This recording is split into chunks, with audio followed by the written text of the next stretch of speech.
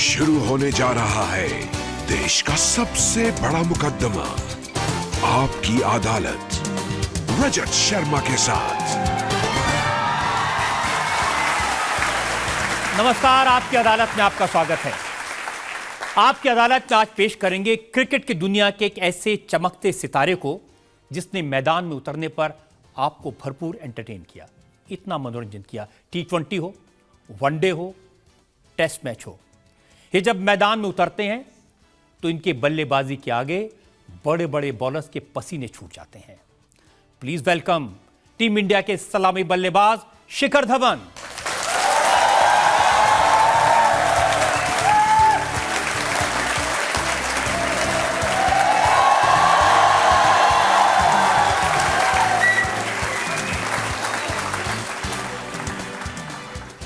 और आज के हमारे इस खास शो के जज हैं टाइम्स ऑफ इंडिया के sports editor Alok Sinha. Please welcome Alok Sinha.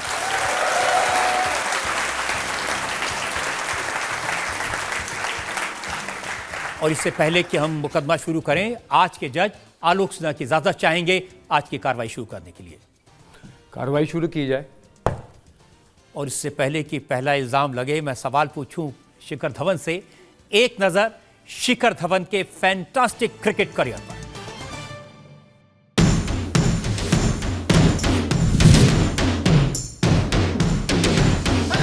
Team India के ओपनिंग बैट्समैन शिखर धवन ने हर फॉर्मेट में जबरदस्त बल्लेबाजी की है। शिखर धवन ने अपने क्रिकेट करियर की शुरुआत धुआंधार तरीके से की थी। शिखर ने अंडर 19 वर्ल्ड कप में 3 सेंचुरी बनाई और कुल मिलाकर 505 रन का जबरदस्त स्कोर बनाया। लंबे इंतजार के बाद जब शिखर धवन को टेस्ट टीम में शामिल किया तो ऑस्ट्रेलिया के खिलाफ पहले ही मैच में सिर्फ 85 गेंदों में 100 रन पार किए और कुल 187 रन बनाए। 2013 में आईसीसी चैंपियंस ट्रॉफी में शिखर धवन ने सिर्फ 5 पारियों में 363 रन बनाए। इन्हें प्लेयर ऑफ द टूर्नामेंट का खिताब मिला। 2015 में वर्ल्ड कप के दौरान शिखर धवन ने पाकिस्तान के खिलाफ 73 रन की पारी खेली और लोगों का दिल जीत लिया। इसी वर्ल्ड कप में दक्षिण अफ्रीका के खतरनाक बॉलर्स की पिटाई की और 137 रन बनाए। 2019 में शिखर धवन ने ऑस्ट्रेलिया के खिलाफ शतक लगाया और रोहित शर्मा के साथ मिलकर 193 रनों की शानदार साझेदारी की। शिखर धवन 133 वनडे मैचों में 5,518 रन बना चुके हैं। शिखर धवन T20 क्रिकेट में 7,000 रन पूरे कर चुके हैं। आने वाले T20 वर्ल्ड कप में सबकी निगाहें शिखर धवन पर रहेंगी, क्योंकि सब कहते हैं कि जब बात सलामी बल्लेबाजी की हो तो शिखर धवन जैसा कोई नहीं।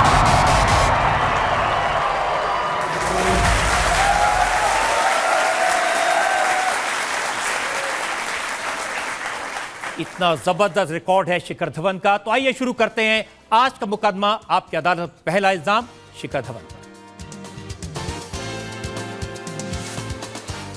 आपकी अदालत में टीम इंडिया के ओपनिंग बैट्समैन शिखर धवन पर इल्जाम है कि ये शरारती हैं।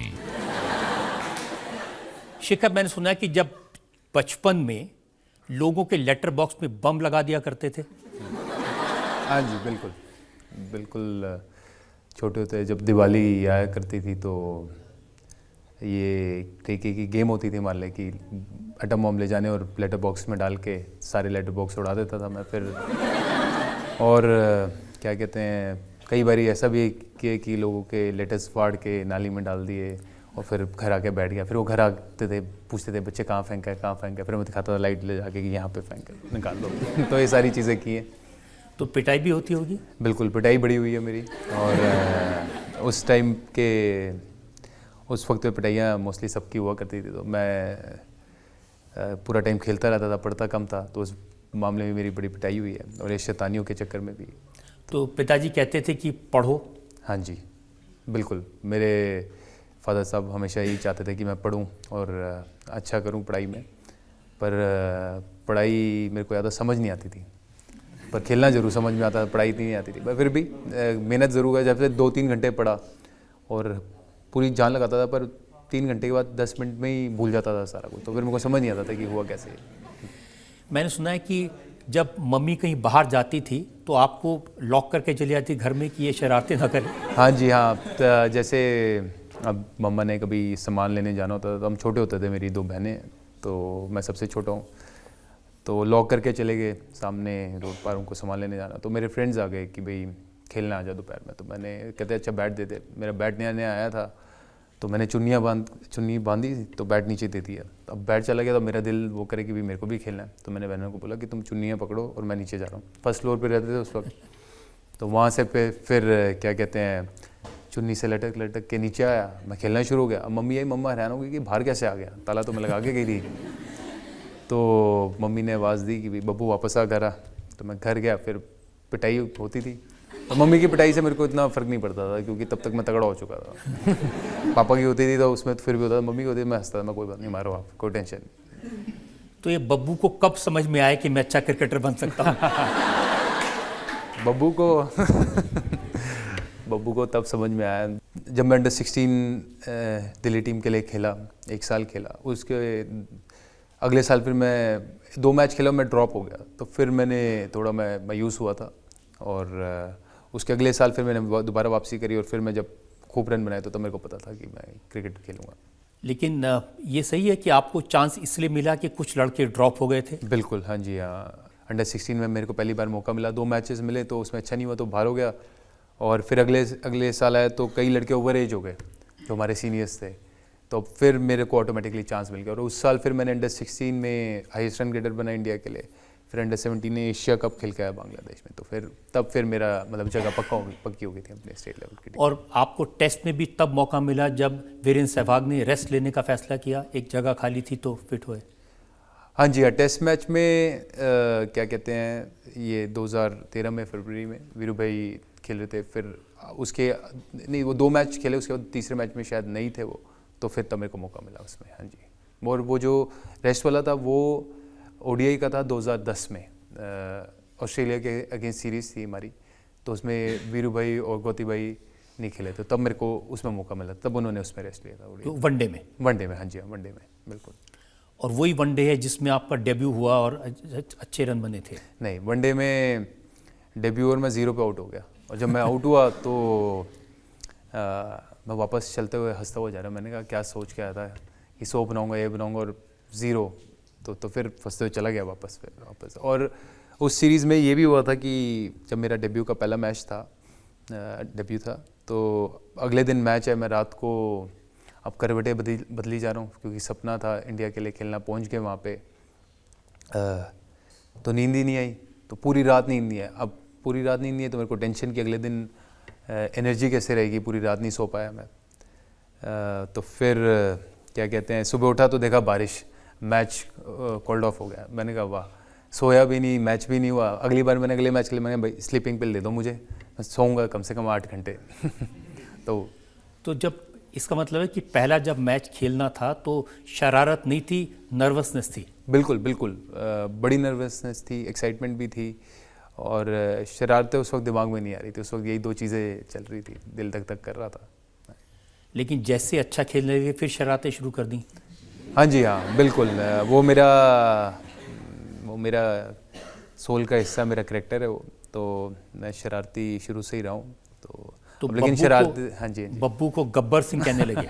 बिल्कुल हाँ, गब्बर। अब क्रिकेट में मेरे को सारे गब्बर ही बुलाते हैं, और शिखर मुझे कम ही बुलाते हैं लोग, गब्बर ही बुलाते हैं। स्टेडियम जाता हूँ गब्बर ही। तो वो भी जो स्टोरी थी, मैं रणजी ट्रॉफी में खेल रहा था दिल्ली के लिए, तो सिली पॉइंट पे बैठा हुआ था। तो क्या होता है कि जब दूसरी टीम पार्टनरशिप बना लेती है लंबी, तो सब शांत हो जाते हैं। तो सबको उठाने के लिए बहुत याद आना है, जोर के बच्चों, तो इतनी तेज चलाया, तो अब अंपायर भी क्या बोले, मैंने कोई किसी को बुरा भला तो बोला नहीं।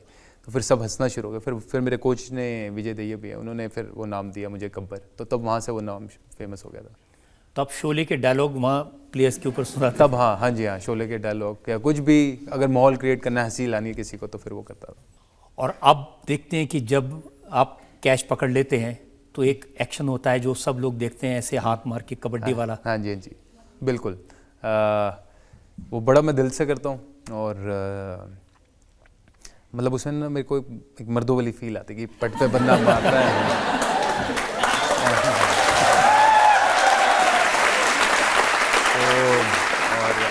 एग्रेशन भी हो जाता है, एग्रेशन भी निकल आता है और किसी को बुरा भी नहीं लगता। अब तो दूसरे जब वो प्लेयर होते हैं वो मेरे को आउट करते हैं तो मेरे को ही दिखा रहे होते हैं। अच्छा। तो मैं हंसता हूँ, मैंने कहा चलो अच्छी बात है, वो तुम्हें पसंद है। सर मैं भी क्रिकेट खेलता हूँ, तो मैं पढ़ाई और क्रिकेट को दोनों को मैनेज नहीं कर पाता, तो आप अपनी स्टडी टाइम में दोनों को कैसे मैनेज करते थे? पढ़ाई करनी बहुत ज़रूरी है और जो आपका स्कूल टाइम रहता है तो वो तो करके उसके बाद सीधा हम यही करते थे, स्कूल ख़त्म होते फिर 2 घंटे क्रिकेट खेलने चले जाते थे, उसके बाद वापस आके फिर दोबारा होमवर्क करना या ये करना वो सारा करते थे। तो अगर आपको दोनों चीज़ें संभालनी है मैनेज, वो थोड़ा और मेहनत और बढ़ानी पड़ती है कि भाई अगर आप क्रिकेट पे भी टाइम दे रहे हो उसके बाद फिर पढ़ाई पे थोड़ा और टाइम देना है। तो थोड़ा जो स्पोर्ट्स है वो एक बहुत अच्छा डिसिप्लिन क्रिएट करती है इंसान की लाइफ में, तो बड़ा ज़रूरी है हर एक यंगस्टर के लिए यहाँ पे कि स्पोर्ट्स खेलना, कोई सी भी स्पोर्ट्स हो, चाहे इवन अगर आप योगा भी करना चाहते हैं वो भी करें, पर वो करना बड़ा ज़रूरी है। उससे आपको आपकी लाइफ में डिसिप्लिन आएगा, सेहत अच्छी रहेगी और खूब कॉन्फिडेंस मिलेगा, तो बड़ा ज़रूरी है वो करना। एक बार अपना सिग्नेचर मूव भी आप दिखा देते तो अच्छा लगता। कौन सा वाला? जो आप कैच पकड़ने के बाद कैच पकड़ने के बाद अब खड़े होकर करके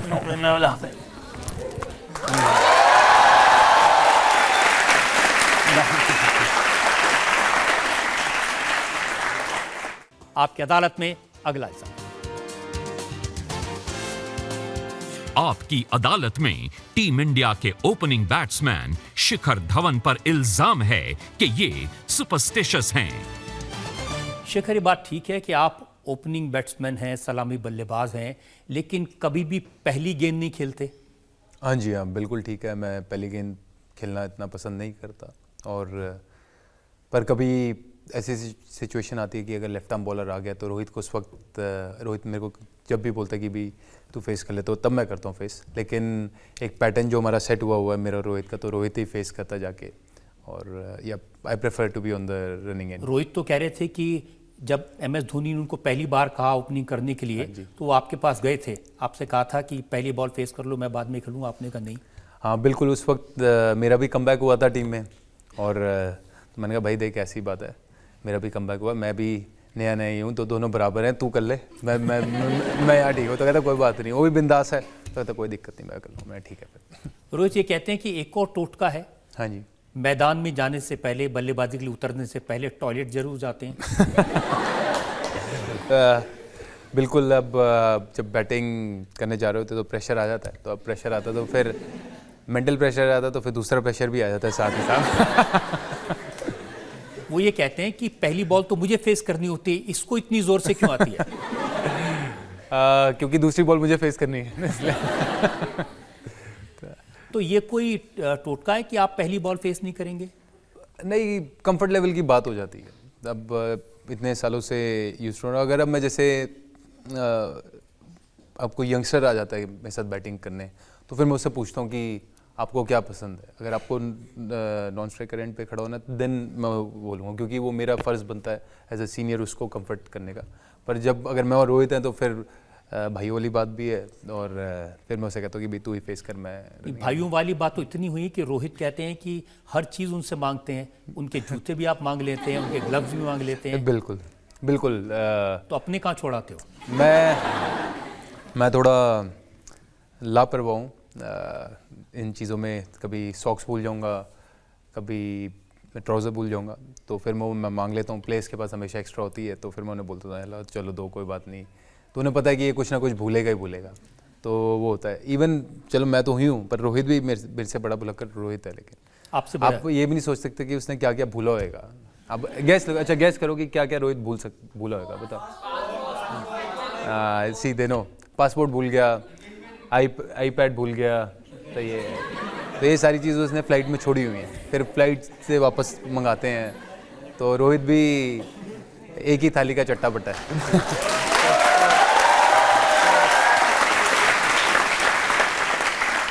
मैं विराट कोहली का इंटरव्यू देख रहा था, वो कह रहे थे कि ये बिल्कुल टपोरी की तरह बात करते हैं रोहित। रोहित था बिल्कुल नहीं, जब उसका मन होता तो टपोरी की तरह भी बात करता, और ऑफ कोर्स वो मुंबई की लैंग्वेज है तो उसका स्टाइल उसमें पूरा। और एक और जो मुंबई की खास बात है, कभी आप चाहें तो वो कभी किसी को जैसे रास्ता पूछना हो किसी से तो वो यूज़ ज़रूर करते हैं, ऐसे करके बुलाते हैं। ये मुंबई की हो तो मैं जब पहली बार गया मैंने कहा यार ये क्या चीज़ हुई, ये बुला कैसे रहे। दिल्ली में कोई बुलाए तो एक अलग बात हो जाती है, तो कभी रोहित बुलाता है तो लड़कों को ऐसे ज़रूर बुलाता है यूँ करके। तो ये सारी चीज़ें करता है रोहित। तो आप जब दोनों खेल रहे होते हैं साथ साथ, इतना लंबा वक्त आप लोग बिताते हैं क्योंकि दोनों आउट ही नहीं होते हैं, तो इतनी देर क्या बातें करते रहते हैं? कम्युनिकेशन करते हैं कि भाई क्या सिचुएशन है, अच्छा इतना रेस्ट लेने की ज़रूरत है नहीं है, कैसा चलने दे। अब जैसे मैं मैच खेला वर्ल्ड कप में, तो मेरे जब बॉल लग गई थी, जब मैं 25-27 रन पे था, मेरा फ्रैक्चर हो गया था, तो मैंने फिर रोहित को बोला कि यार अभी मैं बड़ी शॉटें नहीं मार सकता और मेरे को नहीं लगता कि भाई मैं वो करूँगा। अब हमने अच्छा वो दे दिया, बेस दे दिया टीम को कि 70 रन बन गए तो मैं बाहर चला जाता हूँ, वो कोई और आएगा और वो सेट हो जाएगा और वो अच्छा करेगा, क्योंकि मैं बड़ी शॉट मार नहीं सकता, मेरे हाथ में दम नहीं है। तो फिर लेकिन रोहित, वो कम्युनिकेशन बड़ा काम है। रोहित ने मुझे कहा नहीं कि अभी हमारे आराम से 5-7 रन 5-6 रन आ रहे हैं तो इसमें कोई ज़रूरत भी नहीं है, तू खेलता रहा। तो मैं खेलता रहा तो हम 100 रन की पार्टनरशिप हो गई, रोहित 70 पे आउट हो गया। फिर तब तक मेरा जो अंगूठा टूटा भी हुआ था, मैंने 2 पेन किलर खाई, वो फिर गर्म भी हो गया अंगूठा, तो फिर वहाँ से सेंचुरी बन गई। तो वो कम्युनिकेशन में जैसे वो सेंचुरी बनने का बहुत बड़ा क्रेडिट रोहित को भी जाता है, क्योंकि उसका कम्युनिकेशन उस टाइम पे मेरे लिए बड़ा हेल्प किया उस चीज़ को। तो उस तरीके का कम्युनिकेशन हर एक गेम में रहता है और मजाक भी चलता है साथ में, मजाक तो होना ही चाहिए। मजाक क्या चलता है? मजाक क्या चलता है मजाक जैसे अब मैं गाने गा रहा हूँगा या उस वक्त कोई मेरे को दिमाग में मस्ती आ रही होगी तो फिर मैं वो करूँगा उसके साथ वहाँ पे। हार्दिक पांड्या के साथ बहुत मस्ती करते हैं आप, देखते हैं? हाँ जी, हाँ मैं मस्ती सारों के साथ करता हूँ, हार्दिक के साथ भी खूब मस्ती करता हूँ, और वो भी ज़बरदस्त कैरेक्टर है, तो उसके साथ खुशी जितनी बांटी जाए उतना कम है, तो जितने मेरे को मिलते हैं तो खुशी ज़रूर बांटते हैं। और अब जैसे अगर वो 23-24 साल का, तो मेरे में भी खासियत है कि मैं भी 23-24 साल का बन जाता हूँ दोबारा उसके साथ, और इन्जॉय करते हैं फिर हम। वो विराट कह रहे थे कि उसको अपनी ज़बान पर कंट्रोल नहीं है। कैसे? हार्दिक को?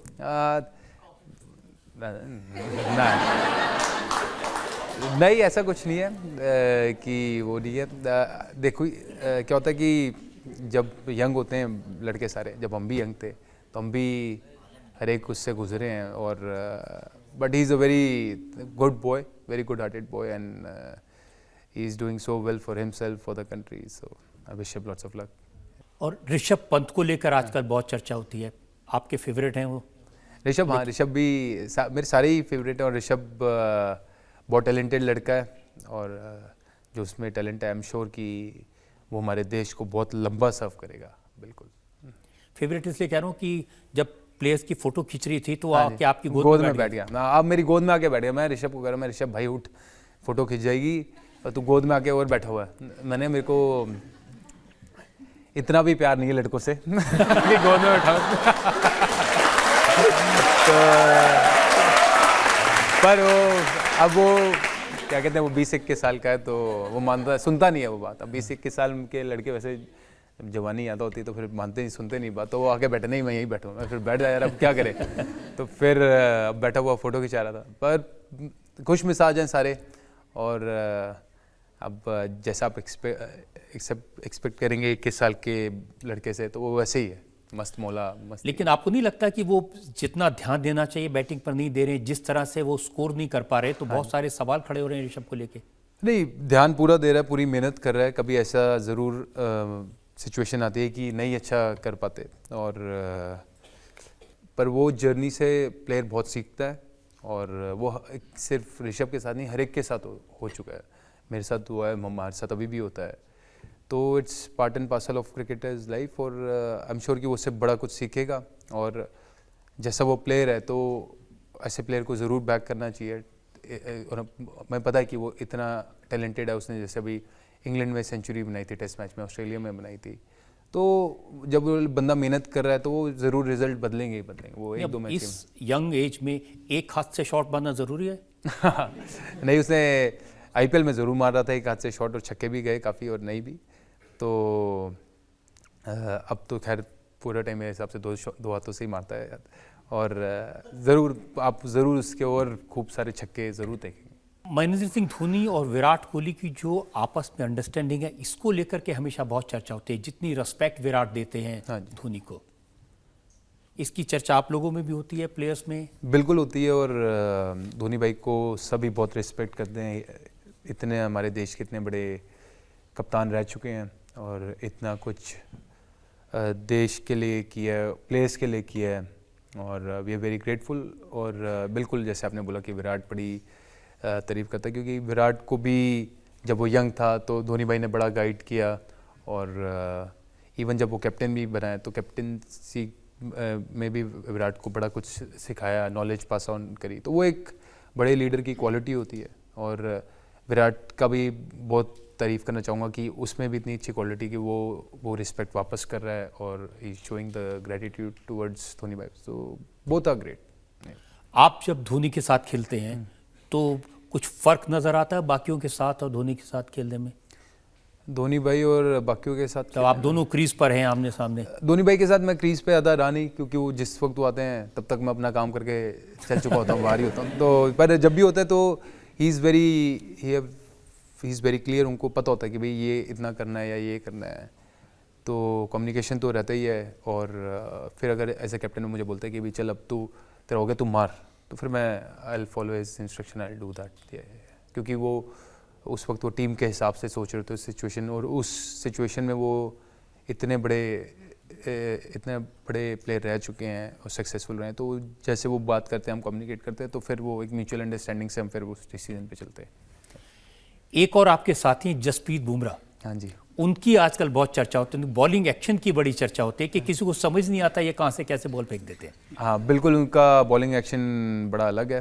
मेरे को पता नहीं कौन बता रहा था कि उसका कमरे में हाइट छोटी थी तो वो तभी यूँ करके बॉल डालता था।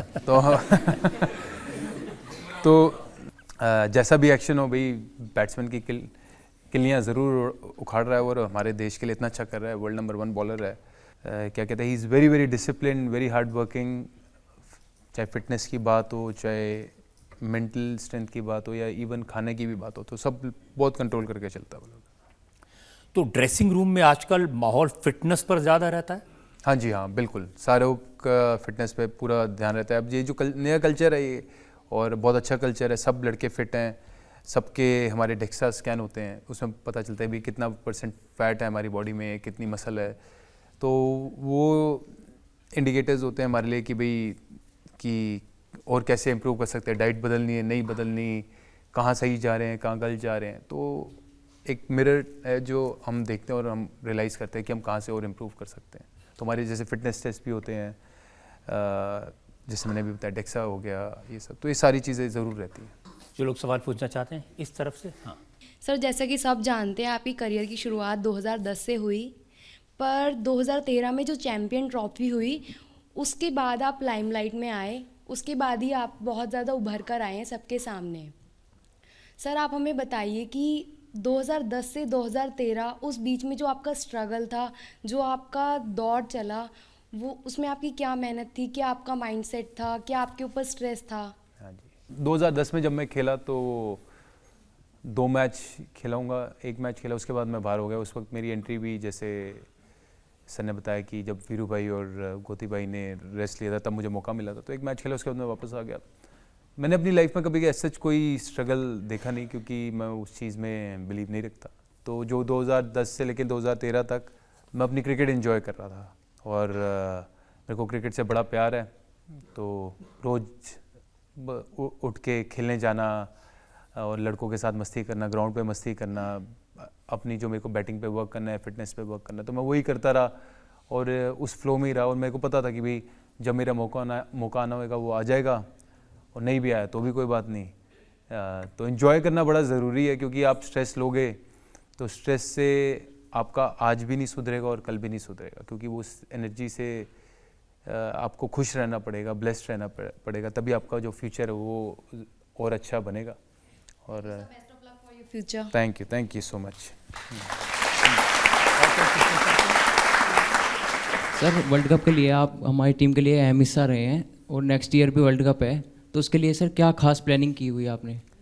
खास प्लानिंग मेरी यही है कि मैं अपनी फिटनेस बरकरार रखूं, अपने हाथ पाँव ना तोड़वाऊँ और अच्छा परफॉर्म करता रहूं। अभी हमारी हाल में साउथ अफ्रीका का सीरीज़ हुई है तो हमने एक मैच जीता, एक मैच हारे। तो बस यही है कि जो हमारा टीम का गोल रहता है और जो हमारे को डायरेक्शंस दी जाती है कि भाई ये रोल निभाना है, तो उस रोल को पूरे अच्छे से निभाऊँ, अच्छे से प्रिपेयर करूँ और जाके वो रोल अच्छे से निभाऊँ। तो ये मेरा रहता है। और बाकी मैं कभी ये नहीं सोचता कि इस मैच में जाके मुझे 100 रन बनाने या 50 रन बनाने, वो नहीं करता मैं बस उसकी तैयारी करता हूँ, तो ताकि रन अपने आप बन जाएंगे मेरे लिए। शिखर, ये तो आपको समझ आ गया कि सक्सेस तो मिली, लोगों ने प्यार भी दिया, तो ये मूंछ ऊपर करना कब शुरू किया? मूंछ ऊपर करना शुरू मैंने मूंछ जो मेरी फेमस हुई थी वो मेरी जब टेस्ट डेब्यू में सेंचुरी हुई थी उसके बाद बहुत फेमस हो गई थी, तो उससे पहले ही मैंने रखी हुई थी। और मेरे को बड़ा अच्छा लगता था जब मैं किसी को देखता था मूंछ ऊपर करते हुए। मैं क्या यार, शान और शौकत वाली बात है, मर्दों वाली बात है कि बंदे ने मूंछ ऊपर करी है, तो वो मेरे को फैसिनेट करती थी चीज़। तो फिर मैंने बड़े दिल से रखी थी। और क्या कहते हैं, जब टेस्ट डेब्यू में सेंचुरी हुई उसके बाद जब मैं वापस आ रहा था टी ब्रेक में, तो मैं मूंछ ऊपर करता हुआ आ रहा था कि भाई फतेह करके आए हैं। ये जो टीवी के ऐड में दिखती एक्शन वाकई में कर सकते हैं आप, या वो? अब कर सकता हूँ, लेकिन मैंने भी वो वाली मूछें रखी नहीं, पर फिर भी चेहरा वही है, नजरें वही हैं, तो देखो आप फिर।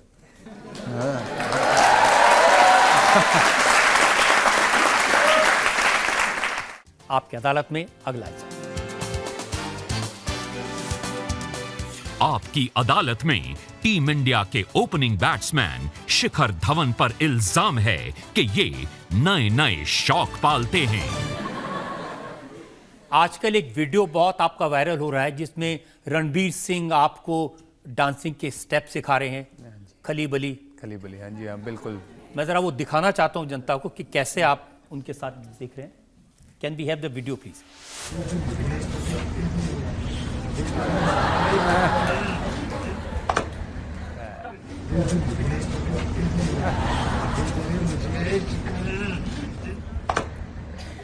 तो ये खली बली हो गया हूं मैं, कहां से शौक आया? तो ये एक्चुअली मैं शूट कर रहा था मुंबई में, तो उनका भी शूट चल रहा था, तो फिर शूट के बाद दोनों मिले और क्या कहते हैं, उनको मेरा ये वाला थाईफा बड़ा अच्छा लगा और मैंने कहा मैं भी कुछ सीखना चाहूँगा आपसे, तो फिर उन्होंने मेरे को ये वाला स्टेप सिखाया। तो डांस का भी शौक़ रखता हूँ मैं, पंजाबी डांस खूब करता हूँ, पंजाबी गानों पे कमरे में होता हूँ अपने, तो म्यूज़िक लगा के डांस भी करता हूँ। हाँ जी। विराट कोहली के आईपॉड में आपने पंजाबी गाने भरे हुए हैं?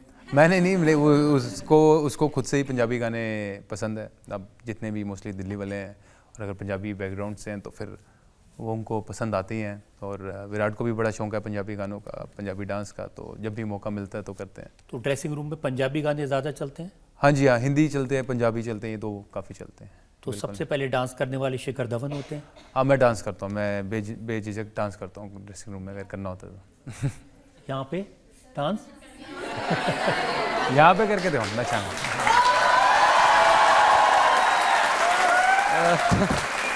जज साहब मुझे हथकड़ियाँ लगा देंगे। तो कौन से गाने पर डांस करेंगे? ऑलराइट, बड़ा मन पक्का करके आए हैं सब यार, तो कोई भी पंजाबी लगा दे फिर। तो कौन सा, चिट्टिया कलाइया में? नहीं, इतना प्यारा भी नहीं दिखता मैं।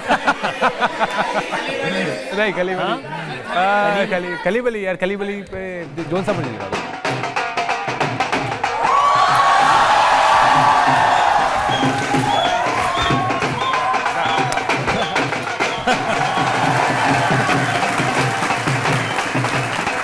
अरे आपकी कचहरी में पहले ही हूँ जिससे डांस किया है। हाँ, पहले ऐसे इंसान है जिससे जनता के कहने पर आपने कटघरे में खड़े होकर डांस। लेकिन नए नए शौक मैंने सुना है कि आजकल घुड़सवारी का नया शौक आया है। हाँ जी, हाँ, घुड़सवारी भी करता हूँ, मेरे को घोड़े बहुत पसंद है, तो जब भी मौका मिलता है तो घोड़े दौड़ाने ज़रूर जाता हूँ मैं। हाँ जी, मेरे को जानवरों के साथ रहना बहुत अच्छा लगता है। और कुछ मैंने वीडियोस देखे बांसुरी बजा रहे हैं आजकल। हाँ, बांसुरी भी सीखता हूँ मैं, तो मैं क्लासिकल म्यूज़िक सीख रहा हूँ, तो भी बड़ा छोटा हूँ उसमें, पर मैं बजा लेता हूँ बांसुरी अच्छे से। लेकिन कैसे बजाते हैं हमें कैसे पता चलेगा जब बजा के नहीं दिखाएंगे? बांसुरी can we have the flute?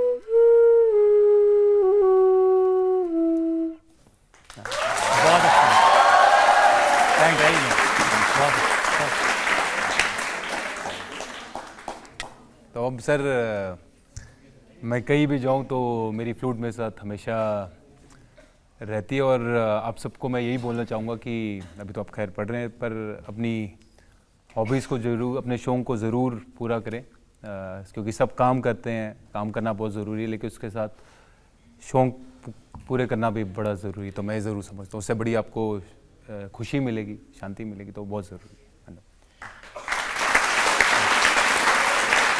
एक शौक मैंने सुना आपको शायरी करने का भी है।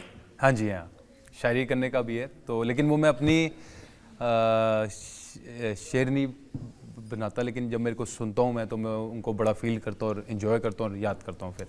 तो अब जब फ्लूट सुना दी तो एक आध शेर भी सुना दीजिए। अच्छा, एक आधा, तो ये एक दो शेर सुनाऊँगा। ये डॉक्टर राहत इंदौरी जी का शेर है। तो यहाँ सारे जवान बच्चे बैठे हैं, तो उनका शेर है कि जवानियों में जवानी को जो धूल करते हैं, जवानियों में तो जवानियों में जवानी को जो धूल करते हैं, जो लोग भूल नहीं करते वो भूल करते हैं। और एक और मेरे ये एक शेर है मुनावर राणा जी का, तो वो भी बहुत बड़े शायर हैं। तो उनका ये शेर है कि हम सायादार पेड़ ज़माने के काम आए, हम सायादार पेड़ ज़माने के काम आए, जब सूखने लगे तो जलाने के काम आए।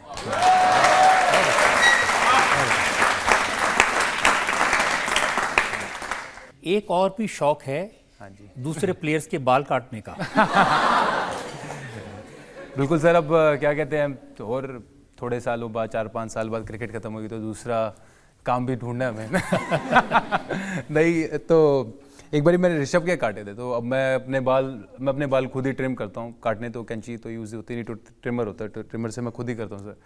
तो फिर उसको ट्रिमर से करवाना था कुछ, तो फिर मैंने काट दिया। इवन विराट ने भी कभी कभी मेरा ट्रिम किया या मैंने उसके बाल काटे हैं। उसके नहीं, उसने मेरे ज़रूर किया। हाँ, बिल्कुल बिल्कुल। ये जो नए नए शौक, हर दिन नई नई चीज़ें आपकी आती हैं, हाँ जी। तो कहाँ से आइडियाज़ आते हैं? आइडियाज़ मेरे को, जैसे अब फ्लूट की जब मैं छोटा होता था, जब कोई बांसुरी बजाता होता था, तो मेरे को बड़ा ही अच्छा लगता था। तो मैं जब तक वो बंदा, जैसे नहीं रोड पे नहीं होता था कि बांसुरी वाले आते थे बजाते हुए चले जाते थे, तो जब तक जाता नहीं था तब तो मैं सुनता रहता। तो मैं ऐसे ही बैठा हुआ था 2015 में, तो मैंने कहा यार पूरा टाइम हम बैठे रहते हैं, बातें करते रहते हैं, उससे अच्छा मैं क्यों ना सीखना शुरू कर दूँ। तो मैं बांसुरी जितनी भी सीखी मैंने ऑनलाइन सीखी है। मैं अपने गुरुजी से सिर्फ 1-2 बार मिला हूँ लाइफ में, पर बांसुरी मैंने ऑनलाइन सीखी है। उसी तरीके से मेरे को जब भी मैं घोड़े देखता था, मेरे को बड़ा शौक होता है भाई घोड़े दौड़ाने। तो अब वैष्णो देवी जाया करते थे छोटे होते, तो वहाँ पे घोड़े दौड़ाने का बड़ा होता था। फिर धीरे धीरे फिर वो शौक भी आ गया, फिर वक्त के साथ शेर व शायरी का शौक भी शुरू हो गया, तो वो भी। अब एक नया शौक मैंने आपका देखा है। हाँ जी। आप पाकिस्तान के प्लेयर्स की फील्ड में पिटाई नहीं करते, ट्विटर पर भी पाकिस्तान की खूब पिटाई कर रहे हैं। नहीं बिल्कुल। हाँ, वो शाहिद अफरीदी जी का जो वो है ट्वीट, उसी की बात कर रहे हैं जी। हाँ, तो बिल्कुल अगर कोई हमारे देश के लिए कुछ कहेंगे तो बिल्कुल हम खड़े हैं, सीना तान के खड़े हैं। और हमें पता है, हमारे प्रधानमंत्री जी को पता है कि भी देश कैसे चलाना है। इतनी अच्छी हमारी सरकार है, जितनी भी है, तो हमारे को ज़रूरत नहीं कि बाहर वाला आके अपने क्या एडवाइस दे। पहले अपने घर को सुधारो, फिर दूसरों के घर। वो कहते हैं ना कि खुद के, जिनके घर खुद के कांच के होते हैं, वो दूसरों के घर पत्थर नहीं फेंका करते। तो बिल्कुल। तो शाहिद अफरीदी को कोई शेर नहीं सुनाया आपने? नहीं, उस वक्त मैंने शेर इतने याद नहीं रखे होते। ज़रूर अभी कोई मेरे दिमाग में आता तो ज़रूर सुनाऊंगा। मोदी जी ने भी आपकी तारीफ की है। मोदी जी का ट्वीट मैंने देखा था, उन्होंने लिखा कि जिस तरह आप ख़राब गेंदों को मैदान के बाहर भेजते हैं, हम भी उसी तरह दुश्मन को जवाब देते हैं। बिल्कुल। और बहुत सौभाग्य की बात है कि हमारे प्रधानमंत्री जी सर ने मेरे को ट्वीट किया और रीट्वीट किया, तो मेरे लिए बड़ी गर्व का बात थी। और बिल्कुल जो अभी जो हादसा हुआ पीछे पुलवामा में, तो शहीद हो गए, तो मतलब हम सबको एज इंडियंस फॉर श्योर हर एक की को दुख लगा होगा इतना, और उनकी फैमिलीज़ के लिए सबने प्रे किया, और उन्होंने जो इतने शॉर्ट टाइम में जवाब दिया वो बहुत गर्व की बात थी हमारे लिए, बहुत प्राउड मोमेंट था, और and I salute them for doing that, and you know, we are there, as simple as that. आपकी अदालत में अगला इल्जाम। आपकी अदालत में टीम इंडिया के ओपनिंग बैट्समैन शिखर धवन पर इल्जाम है कि ये अपने क्रिटिक्स को नजरअंदाज करते हैं। शिखर, जब परफॉर्मेंस खराब होती है तो आलोचना तो होती है मीडिया में, आप किसी की सुनते नहीं, परवाह नहीं करते जरा भी? नहीं, मैं किसी की नहीं सुनता, ना ही परवाह करता हूँ, और मैं ना न्यूज़ देखता हूँ, ना मैं कोई जैसे कमेंट्स होंगे वो सब मैं वो पढ़ता नहीं, क्योंकि जितना मैं उस चीज़ में घुसूँगा तो उतना वो मेरे को वो इन्फॉर्मेशन मैं लूँगा नहीं जो इन्फॉर्मेशन मुझे चाहिए। तो मैं अपने जोन में ही रहता हूँ और अपने आपको पॉजिटिव रखता हूँ हमेशा, क्योंकि वो वैसे भी मैं उस चीज़ का कभी बुरा नहीं मानता, क्योंकि वो अपना काम कर रहे हैं, वो उनका काम है, वो उनकी राय है, तो वो अपनी जगह, मेरी जो अपनी सोच है या मेरी मेहनत है वो अपनी जगह। लेकिन ट्विटर पे, सोशल मीडिया में, फेसबुक पे, इस पर तो बहुत कमेंट आते हैं, वो देखते हैं? नहीं, वो सब नहीं देखता मैं। मेरे को पता है कि अगर मैं अच्छा करूँगा तो अच्छा बोलेंगे, अगर बुरा करूँगा तो बुरा बोलेंगे, तो इसमें मेरे को कोई वो नई चीज़ नहीं लगती। जब शुरू में था तो देखा करता था थोड़ा, बट उसके बाद you over grow with things, and अब मेरे को ज़रूरत नहीं पड़ती देखने की। तो किसी की परवाह नहीं? नहीं, परवाह नहीं, मतलब मैं बेफिक्र हूँ, बेपरवाह नहीं हूँ, बेफिक्र हूँ। लेकिन अब वाइफ तो आपकी डांटती होंगी कम परफॉर्म? हाँ बिल्कुल। एक तो वाइफ है, ऊपर से बॉक्सर है। बॉक्सर है, हाँ बिल्कुल नहीं, उनकी एक्स्ट्रा केयर करता हूँ मैं, और क्या कहते हैं, शुरू में अभी बिल्कुल याद है जब मेरी वाइफ पहला साल था, तो पहले IPL में जब आई, वो आज से 7 साल पहले, तो मैं मैच खेल के आया, अब वहाँ आउट हो गया जल्दी, तो मैं अंदर आया, मैंने कहा चलो हग करता हूँ, हग ही नहीं किया गुस्से में। तो मैंने कहा क्या हो गया, तो वो कह रही कैसे, क्या शॉट खेला, what shot did you played. मैंने कहा क्या हुआ, मैंने कहा यार इतना गुस्सा तो मेरा कोच नहीं करता जितना तू करी बैठ। तो मैंने कहा भाई ऐसा ज़्यादा प्रेशर वाली सिचुएशन होगी, ग्राउंड पे भी है, मैंने कहा एक को तो रिलैक्स करना पड़ेगा। तो फिर वो उसके बाद वो समझी कि नहीं यार, उसको सपोर्ट की ज़रूरत है। तो ये बॉक्सर वाइफ को ढूंढा कहाँ से आपने? बॉक्सर वाइफ को बड़ी मेहनत मुशक्क़त से ढूंढा। फेसबुक पे मैं मिला था उन्हें, और मैं बिलीव नहीं करता था कि भी इंटरनेट से भी प्यार होता है, और प्यार हो गया, फिर मन बना लिया कि भाई शादी करनी है, बस फिर शादी कर ली। हाँ जी। ये तो रोमांस में मुश्किल हुई कि आपकी अंग्रेज़ी कमज़ोर है, उनको हिंदी आती नहीं। बिल्कुल सर, वो पंजाबी बोले ना और मैं इंग्लिश पे चढ़ता सी।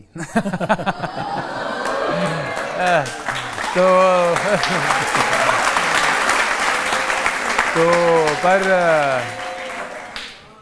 प्यार को इजहार करने के बड़े सारे तरीके हैं, तो कोई ना कोई तरीका अपना लिया सर। बिल्कुल। तो उनके लिए भी कोई शायरी कहते हैं आप? उनके लिए बड़ी शायरी, मैंने बड़े खत लिखे, लेटर का ज़माना तो चला गया, लेकिन मेल से मैंने बड़ा रोमांटिक मिजाज का हूँ मैं, तो बड़ी सारी चिट्ठियाँ लिखी मेल के द्वारा उनके लिए। बिल्कुल। हाँ जी, हाँ जी। तो अभी रोमांस जारी है, अभी भी लिखते हैं? नहीं, अभी अब कभी जो मेरे को कोई अच्छा शेर सुनता हूँ मैं तो ज़रूर पास ऑन करता हूँ, नहीं अच्छा गाना सुनता हूँ रोमांटिक, तो मैं आगे फॉरवर्ड कर देता हूँ, लिख देता हूँ फॉर यू हनी। जो लोग सवाल पूछना चाहते हैं क्विकली। हाँ, जैसा हम सब जानते हैं, अभी लास्ट वर्ल्ड कप में आपको इंजरी हो गई थी, तो वो जो सिचुएशन थी वो आपके लिए ओवरकम करना और टूर एकदम सडन छोड़ देना, कैसा फील था?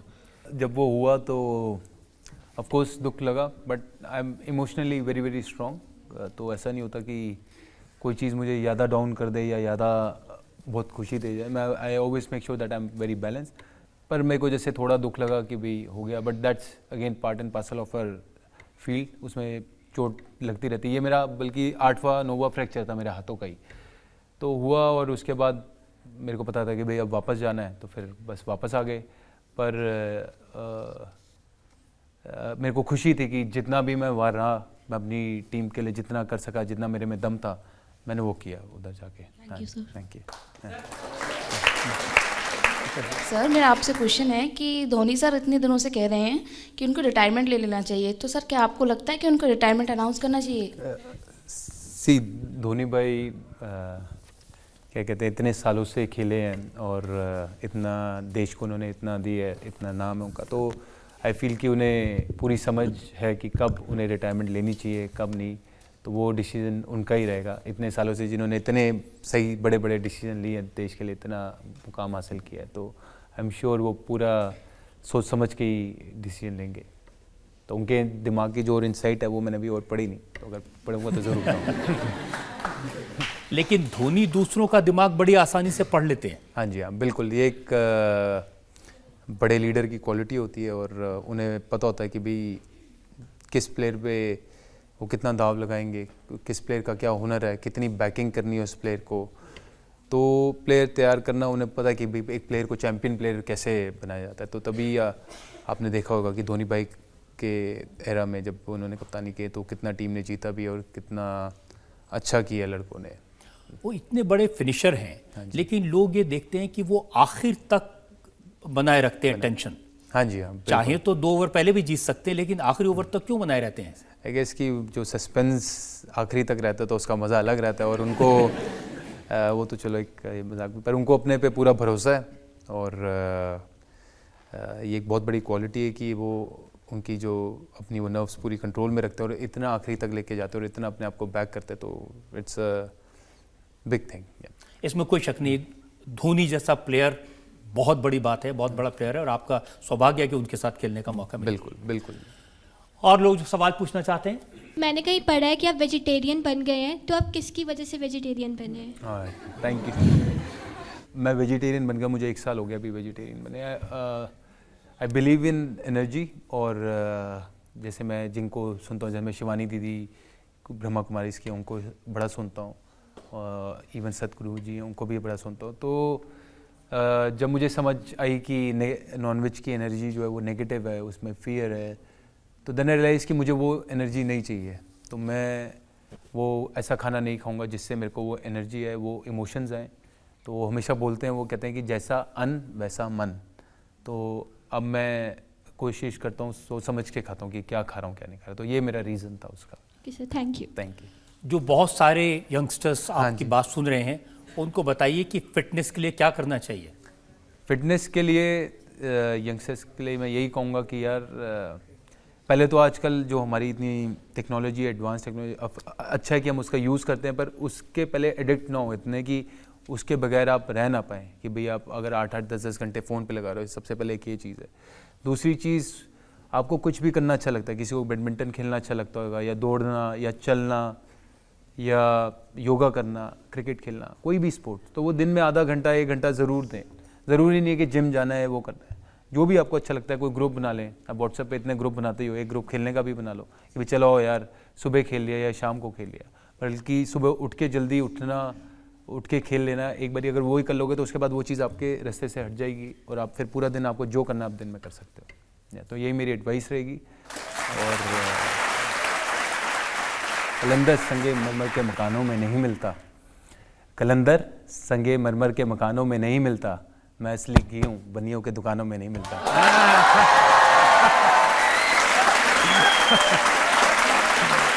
आपकी अदालत में आज हमने मुकदमा चलाया सबको एंटरटेन करने वाले धुआंधार बल्लेबाज शिखर धवन पर। और अब वक्त है आपकी अदालत में आज के जज, टाइम्स ऑफ इंडिया के स्पोर्ट्स एडिटर आलोक सिन्हा के फैसले का। शिखर, ये क्रिकेटिंग बैलेंस में कहें तो आपने बिल्कुल सवाल जवाब का स्ट्रेट बैट खेला, आपने कवर ड्राइव्स की, फ्लिक्स किया, कट्स किया। It was fascinating to hear you speak today. There's a lot of words which come to mind: straight, simple, brutally honest, frank। और जो कुछ भी जैसा भी आप खेलते हैं मैदान में सिंपल माइंड से, वैसे ही आप रियल लाइफ में भी हैं और उसी तरह से आपने अपने सवालों का उसी तरह से जवाब दिया, अपने फैंस के साथ इंटरेक्ट किया। तो मैं तो बोलूँगा सहज सरल शिखर, आप और ऊंचाइयों पे जाओ और तरक्की करो और हमारा मनोरंजन करो। Thank you. Thank you.